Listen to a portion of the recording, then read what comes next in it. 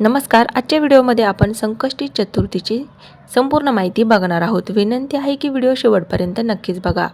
शास्त्रानुसार संकष्टी चतुर्थीच्या उपवासाची सुरुवात श्रावण महिन्यातील संकष्टी चतुर्थीपासून केली जाते.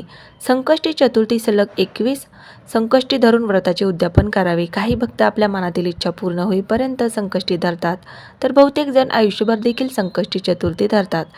तर संकष्टी चतुर्थी व्रत करण्याची सोपी विधी काय आहे?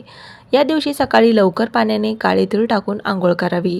स्नान केल्यानंतर घरातील मंदिरात दिवा लावावा. दिवसभर गणेश चिंतन करून उपवास करावा. संध्याकाळी स्वच्छ पाटावर अगर चौरंगावर तांदूळ अगर गव्हाची लहानशी रास करावी. त्यावर स्वच्छ पाण्याने भरलेला कलश ठेवावा. तांब्याभोवती 2 वस्त्रे गुंडाळावी. त्यावर तामण ठेवून त्यात गणपतीची स्थापना करावी. आपण श्री गणपतीची सोने, चांदी, तांबे वगैरे धातूची मूर्ती किंवा तसबीर ठेवू शकतो. याची षोडोपचारी पूजा करावी. पूजा करणाऱ्यांनी लाल वस्त्र धारण करावे. पूजेत तांबड्या रंगाचे गंध, अक्षता, फुलं, वस्त्र व्हायचे असतात.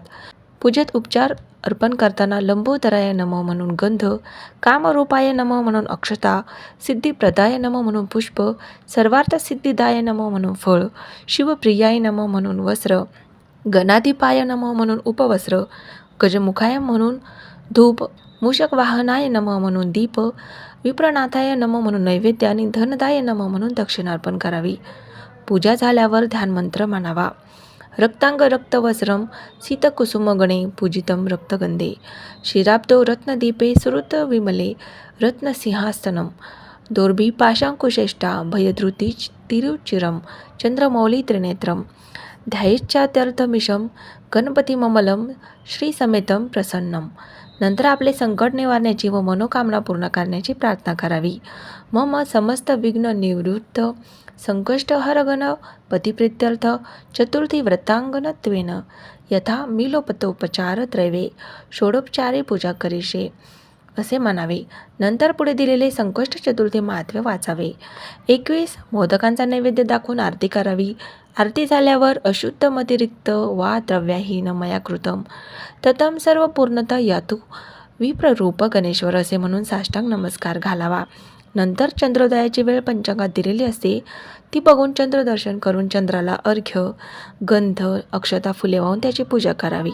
रोहिणीनाथाय नमः म्हणून नमस्कार करावा. नंतर उपोषण सोडावे. जेवणात मोदक किंवा गोड पदार्थ असावे, खारट आंबट पदार्थ नसावे. जेवण झाल्यानंतर उत्तर पूजा करून मूर्ती अगर तसबीर उचलून ठेवावी. धान्य वापरण्यात घ्यावे. पाणी तुळशीत ओतावे.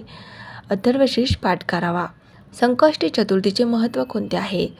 या पवित्र दिवशी विधीपूर्वक गणेशाची आराधना केल्याने सर्व संकटे आणि पापांपासून मुक्ती मिळते. या दिवशी उपवास केल्याने श्री गणेशाच्या कृपेने जीवन आनंदाने भरून जाते.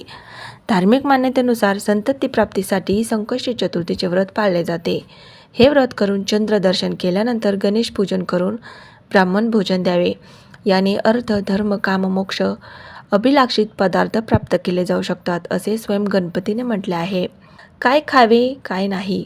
बरेच लोक दिवसभर व्रत करतात, संध्याकाळी जेवण करतात. अशा परिस्थितीत उपवासानंतर कांदा, लसूण, बीट, गाजर, फणस खाण्यास मनाई आहे.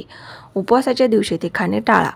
या दिवशी कोणत्याही वस्तूत तुळशीचा वापर करू नका आणि तुळशीचे सेवन करू नका. संकष्ट चतुर्थी व्रत कथा. एकदा गणपती उंदरावर बसून जात असताना त्यांना कोणीतरी हसत आहे असे ऐकू येते. गणपतीवर बघतात तर चंद्र आपल्यावर हसत आहे असे त्यांना कळतं. हे पाहून गणपतीला राग येतो आणि ते चंद्राला शाप देतात की आजपासून तुझे तोंड काळे पडणार आणि तुझ्याकडे कोणीही बघणार नाही. जर पाहिले तर त्यावर चोरीचा आळ येईल. यावर मोठे तप करून चंद्र गणपतीला प्रसन्न करतात. तेव्हा गणपती चंद्राला शापातून मुक्त करतात. मात्र त्याला सांगतात की भाद्रपद शुक्ल चतुर्थी दिवशी म्हणजे गणेश चतुर्दशी तुझे कोणीही तोंड बघणार नाही. जर बघितले तर त्याच्यावर खोटा आळ येईल. त्यावर चंद्र गणपतीला विचारतो की जर चुकून कोणी मला पाहिले तर त्याने यापासून मुक्तीसाठी काय करावे? यावर गणपतीने सांगितले की त्याने संकष्टी चतुर्थीचा व्रत धरावा, त्यामुळे त्याच्या आळातून मुक्तता होईल.